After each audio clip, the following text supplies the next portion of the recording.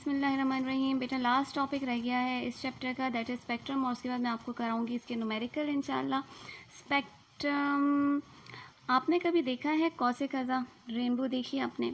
Rainbow में क्या होता है कि जो हमारे पास सूरज की रोशनी होती है वो अपने कलर्स में, हमें पता है जो सफ़ेद रोशनी होती है, सूरज की रोशनी होती है, वो 7 डिफरेंट कलर से मिल के बनती है। उन कलर्स का, उन 7 डिफरेंट कलर्स का टूट जाना, उसको हम कहते हैं स्पेक्ट्रम। ठीक है, टूट के जो हमारे पास 7 डिफरेंट कलर्स आते हैं, बस वो स्पेक्ट्रम होता है। जब भी हमारे पास ऐसी लाइट जो एक से ज़्यादा, अच्छा 2 किस्म की लाइट्स होती हैं, एक मोनोक्रोमेटिक लाइट होती है और एक होती है पॉलीक्रोमेटिक लाइट। मोनोक्रोमेटिक लाइट वो होती है जो सिर्फ एक किस्म की वेवलेंथ से बनी होती है। पॉलीक्रोमेटिक लाइट वो होती है जो एक से ज़्यादा किस्म की लाइट्स से मिल के बनी हुई होती है। तो जो सूरज की लाइट या वाइट लाइट होती है वो एक से ज़्यादा किस्म की लाइट से मिल के बनी होती है। जब भी हम इसको प्रिज्म से गुजारेंगे तो हमारे पास एक इस तरह से करके स्पेक्ट्रम आ जाएगा।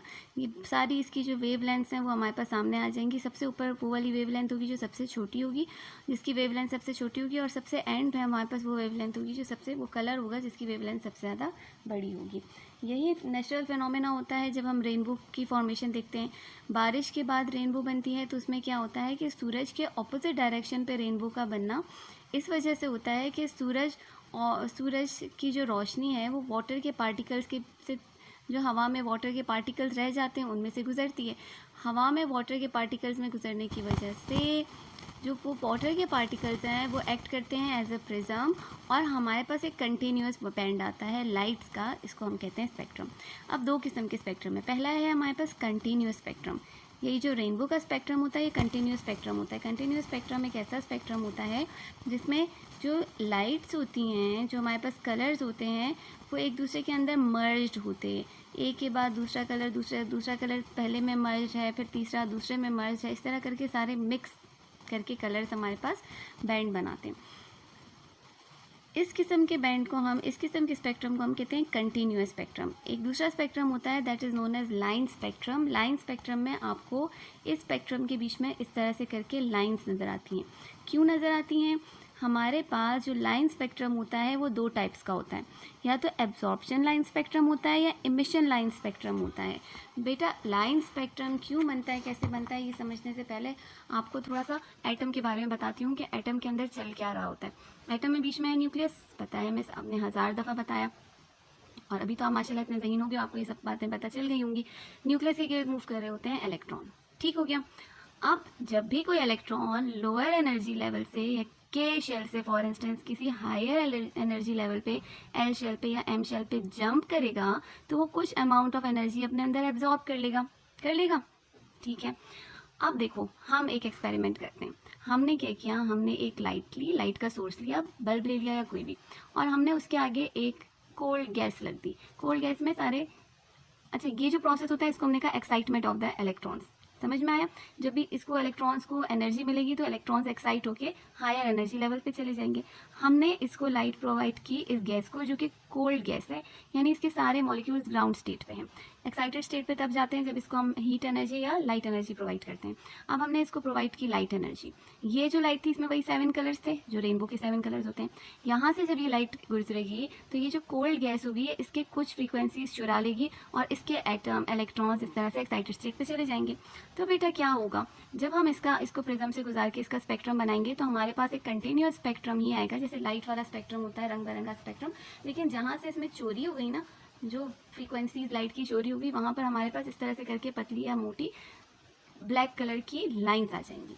इस किस्म के स्पेक्ट्रम को, जहाँ जिसमें चोरी हो गई है, जिसमें से लाइट एब्जॉर्ब कर ली गई है, तो वहाँ पर जोन सी फ्रीक्वेंसीज एब्जॉर्ब की गई हैं, जिस वेवलेंथ की लाइट एब्जॉर्ब की गई है, वहाँ पर हमारे पास इस बैंड में लाइंस आ जाती हैं ब्लैक कलर की। इस किस्म के स्पेक्ट्रम को हम कहते हैं एब्जॉर्प्शन स्पेक्ट्रम।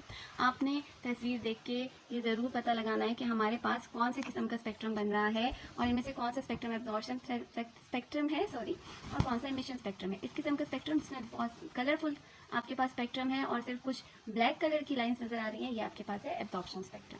अब क्या हुआ बेटा, ये गैस एक्साइटेड हो गई, हाँ मिस हो गई। अब हमने क्या किया, हमने इस गैस को, जो जिसके कुछ इलेक्ट्रॉन्स एक्साइट हो गए थे, हमने इसको दोबारा प्रिज्म में से गुजारा।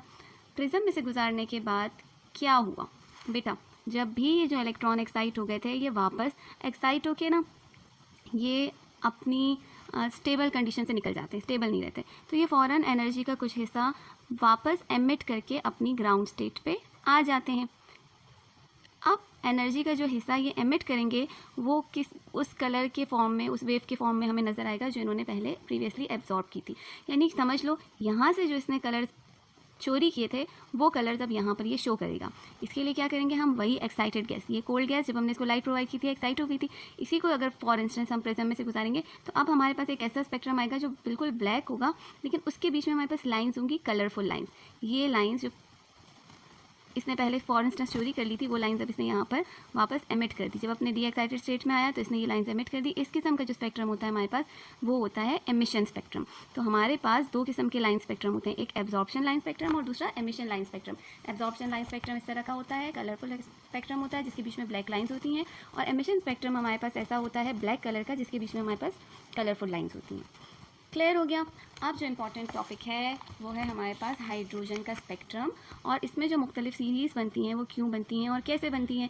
बेटा आपको पता है कि हाइड्रोजन के एटम में सिर्फ एक इलेक्ट्रॉन होता है, सबसे सिंपलेस्ट एटम है हमारे पास।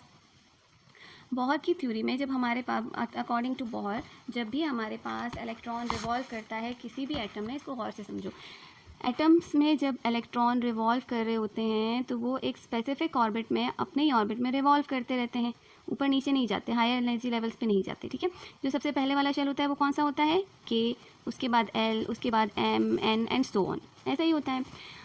अकॉर्डिंग टू बोहर इलेक्ट्रॉन्स अपने स्पेसिफिक शेल में ऑर्बिट करते रहते हैं और किसी दूसरे ऑर्बिट में तब तक नहीं जाते जब तक कोई एनर्जी एब्जॉर्ब ना कर लें, या कोई एनर्जी हायर एनर्जी से लोअर एनर्जी में कब आएंगे, जब कोई एनर्जी एमिट ना कर दें। ऐसा ही है। अब हमने एक एक्सपेरिमेंट किया, मुख्तलिफ साइंटिस्ट ने एक्सपेरिमेंट्स किए, उसमें उन्होंने क्या किया, हाइड्रोजन की जो गैस थी उसको एनर्जी प्रोवाइड की। तो हाइड्रोजन का जो एटम था उसने जो एनर्जी, अब मुख्तलिफ एटम्स हैं, ठीक है, गैस का पूरा फर्स्ट को एक मोल भी आपने लिया तो उसमें 6.022 इंटू 10⁻23 एटम्स होंगे, मुख्तलिफ एटम्स होंगे। तो मुख्तलिफ एटम्स जो थे उनके मुख्तलिफ इलेक्ट्रॉन्स ने मुख्तलिफ अमाउंट्स में एनर्जीज एब्जॉर्ब की और ग्राउंड स्टेट से किसी ना किसी हायर स्टेट पे मूव कर गए, जंप करके। जिसने कम एनर्जी एब्जॉर्ब की वो के से एल में चला गया, जिसने और ज़्यादा एब्जॉर्ब की वो के से एम में चला गया, इससे भी ज़्यादा किसी ने एब्जॉर्ब कर ली तो वो के से एन में चला गया। अच्छा, ये मुख्तलिफ एटम्स की मैं बात कर रही हूँ। एक एटम में एक ही इलेक्ट्रॉन होगा और वो एक specific amount of energy absorb करेगा। अब जब हमने इसके स्पेक्ट्रम देखे तो हमारे पास हाइड्रोजन में मुख्तलिफ किस्म के स्पेक्ट्रम्स बने, मुख्तलिफ किस्म की लाइन की सीरीज़ बनी। लाइन स्पेक्ट्रम बनेगा, एमिशन स्पेक्ट्रम बनेगा, कौन सा वाला स्पेक्ट्रम बनेगा, जो सारा ब्लैक होता है और उसके बीच में कलरफुल लाइन्स होती हैं। तो मुख्तलिफ साइंटिस्ट ने मुख्तलिफ किस्म की इसमें लाइन्स ऑब्ज़र्व की, और वो क्यों ऑब्ज़र्व की, बहुत सिंपल सी बात थी।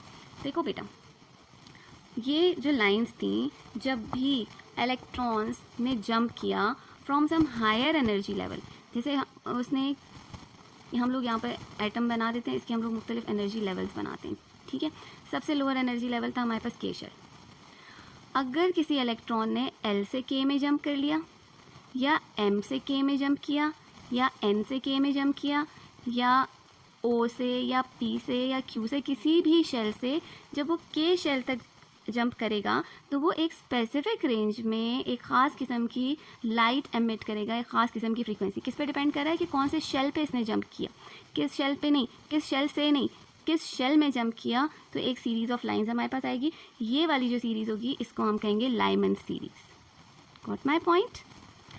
ये स्पेक्ट्रल लाइंस कब फॉर्म होती हैं, जब इलेक्ट्रॉन फॉल करता है किसी भी शेल से टू शेल नंबर 1 के शेल में जब फॉल करेगा तो हमारे पास जो सीरीज़ बनेगी वो लाइमन सीरीज़ होगी, और इसकी वेवलेंथ होती है हमारे पास 4000 एंगस्ट्रॉम। ठीक हो गया। दूसरा हमारे पास आ गया बाल्मर सीरीज़। अब बेटा ये वाला शेल जो सेकंड शेल है ना, जिसको हम लोग एल शेल कह रहे हैं, किसी भी ऊपर वाले शेल से एम से एल में, या एन से एल में, या ओ से एल में, या ओ के बाद क्या आता है पी से एल में, किसी भी शेल से जब एल शेल पे जंप करता है, एल शेल तक आता है, तो जो लाइन स्पेक्ट्रल लाइंस रिलीज़ होती हैं वो होती हैं बाल्मर सीरीज़ की। कौन सी सीरीज़ होती है, बाल्मर सीरीज़, और इनकी रेंज होती है 4000 से लेकर 7000 एंगस्ट्रॉम तक। ये विजिबल रेज होती हैं, विजिबल रीजन में होती हैं। ठीक है, आप क्या कहोगे, लाइमन सीरीज़ के लिए आपने कहा कि N2 यानी जो बड़ा वाला शेल था वो कोई भी हो सकता है, 2 हो सकता है, 3 हो सकता है, 4 हो सकता है, 5 हो सकता है, और N1 जिस शेल में इसने जंप किया वो हमारे पास कौन सा शेल होता है, 1। ठीक है, यहाँ पर हमारे पास N2 2 से ऊपर वाले शेल देखेंगे, N2 हमारे पास 3 हो सकता है, 4 हो सकता है, 5 हो सकता है, 6 हो सकता है, और N1 जो है वो हमारे पास कौन सा शेल होगा, shell number 2। Got my point. फिर हमारे पास आती है पेस्टन सीरीज़। पेस्टन सीरीज़ का फॉर्म होती है जब इलेक्ट्रॉन्स जो हैं वो किसी भी शेल से 4, 5, 6, 7 से शेल नंबर 3 में जंप करते हैं, तो जो सीरीज़ हमें ऑब्टेन होती है that is known as Paschen series. ठीक है, पेस्टन सीरीज़ में हमारे पास N2 का जो नंबर होता है उसकी कोई भी वैल्यू हो सकती है 4, 5, 6 टू इन्फिनिटी, और जिस शेल में वो जंप करेगा वो हमारे पास शेल नंबर 3 होगा। अब आपको बात समझ में आ रही है कि हमारे पास असल में होता क्या है, एक्साइट हो गया इलेक्ट्रॉन्स, एक्साइट होकर जब वो डी एक्साइट हुए अपने ग्राउंड स्टेट पे आए, क्योंकि एक्साइटेड स्टेट जो होती है वो अनस्टेबल स्टेट होती है। जब ये अपने ग्राउंड स्टेट में आएंगे तो ये एक स्पेसिफिक रेंज में अपनी एक एनर्जी रिलीज़ करेंगे और ख़ास किस्म की लाइंस बनाएंगे, जिन लाइंस के स्पेसिफिक नेम्स हैं। डिपेंड करता है कि इलेक्ट्रॉन ने कौन से शेल से किस शेल में जंप किया। इन शेल्स पे जंप ज़्यादा डिपेंड नहीं करेगा, डिपेंड करेगा इस शेल में कि किस शेल में इसने जंप किया। अब बात आती है कि किस शेल से किस शेल में जंप किया। अगर फॉर इंस्टेंस एक इलेक्ट्रॉन ने थर्ड शेल से फर्स्ट शेल में जंप किया, ठीक है, 1, 2, 3, थर्ड शेल से फर्स्ट शेल में जंप किया, तो जो फ्रीक्वेंसी होगी लाइट की वो कम होगी एज़ कम्पेयर टू ये 6 शेल से फर्स्ट शेल में जंप करे। जितनी दूर से ये जंप करेगा, जितनी बड़ी जंप लगाएगा, उतनी ही ज़्यादा अमाउंट में एनर्जी रिलीज़ करेगा। ठीक है, उतनी ज़्यादा एनर्जेटिक वेव हमारे पास आएगी। Then comes the bracket series. अगर इलेक्ट्रॉन 5, 6, 7 से 4th ऑर्बिट में जंप करता है तो हमारे पास जो सीरीज़ होती है वो ब्रैकेट सीरीज़ होती है, और ये मिड इंफ्रारेड रीजन में होती है। पी फंड सीरीज़, जब भी कोई इलेक्ट्रॉन 6, 7 से ऑर्बिटल नंबर 5 में जंप करेगा तो हमारे पास जो लाइंस बनेंगी वो पी फंड सीरीज़ की लाइंस होंगी और इंफ्रारेड रीजन में ये लाइंस आएंगी।